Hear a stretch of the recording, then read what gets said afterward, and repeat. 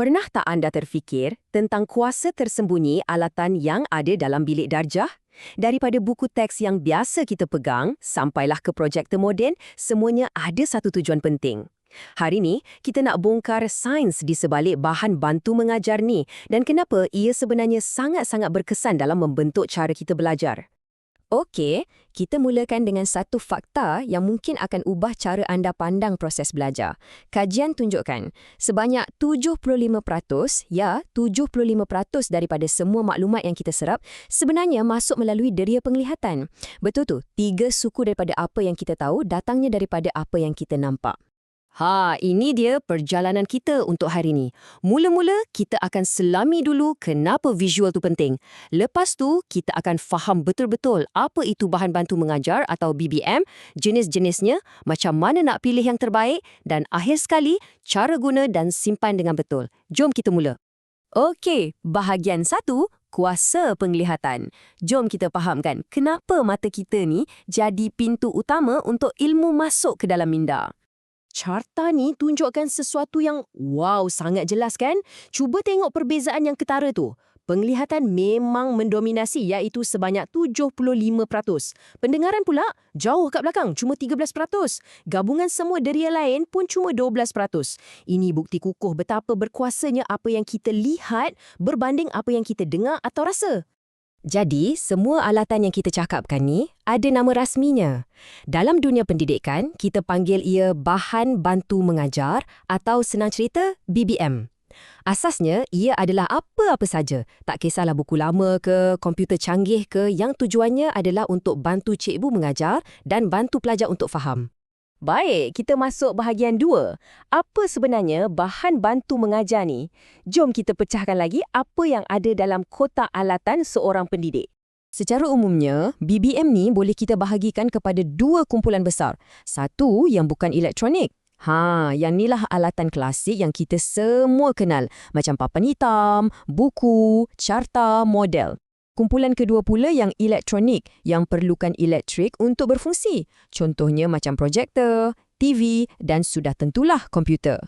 Gambar ni macam bawa kita balik ke zaman dulu kan?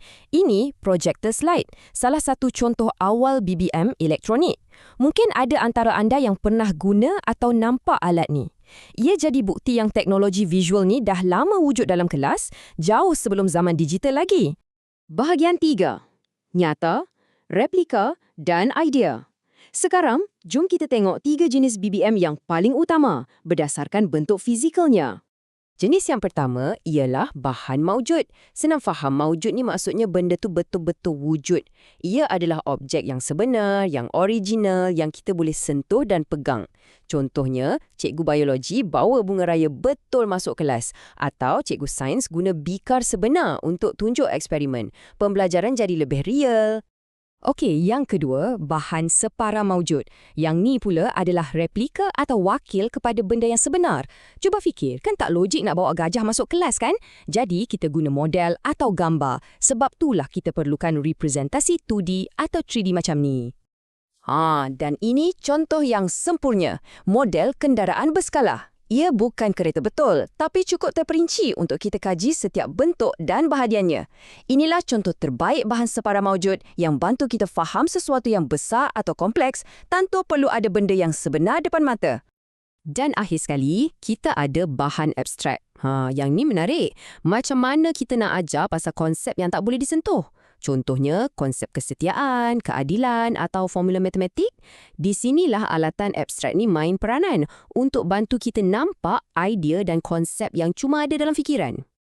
Visual ni contoh paling mudah nak faham. Perkataan fikir dengan tanda soal. Ia bukan objek fizikal, tapi ia mewakili satu proses pemikiran, satu konsep yang abstrak. Alatan macam ni lah yang bantu kita untuk bincang dan faham idea-idea yang tak nampak dek mata kasar. Okey, kita dah masuk bahagian 4, memilih alatan yang betul. Kita dah tahu jenis-jenisnya, tapi macam mana pula nak dapatkan atau pilih yang paling sesuai? Jom kita tengok.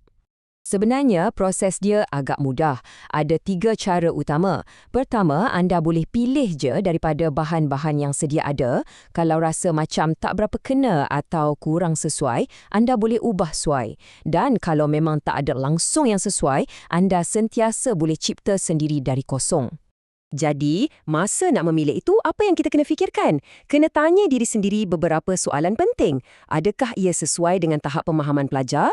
Adakah ia selari dengan apa yang kita nak ajar? Senang tak nak guna? Kosnya macam mana? Dan yang paling penting, menarik tak reka bentuknya? Boleh tarik minat pelajar tak? Dekat jadual ni, kita boleh nampak beberapa contoh. Untuk hardware atau perkakasan, ada projektor OHP dan komputer. Untuk software atau perisian pula, ada transparansi dan disket. Mungkin ada yang tak kenal. Inilah datuk kepada pendrive kita hari ni. Dan untuk bahan 3D, ada globe, model dan realia, iaitu istilah lain untuk objek-objek sebenar. Baik, kita dah sampai ke bahagian terakhir, penggunaan dan penyimpanan pintar. Sebab apa? Sebab ada alatan yang hebat tu, baru separuh cerita. Kita kena pastikan ia diguna dengan betul dan tahan lama. Ini satu nasihat yang sangat-sangat berguna. Tunjukkan bahan bantu mengajar hanya apabila ia diperlukan. Kenapa? Sebab kalau kita tunjuk awal sangat, contohnya letak model gunung berapi atas meja dari awal kelas, tumpuan pelajar mungkin akan lari ke situ je. Jadi, timing itu sangat penting. Jadi, kenapa penting sangat nak susun atur semua BBM ni dengan baik?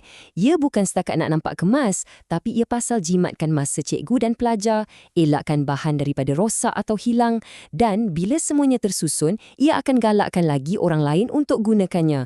Akhirnya, suasana belajar pun jadi lebih teratur.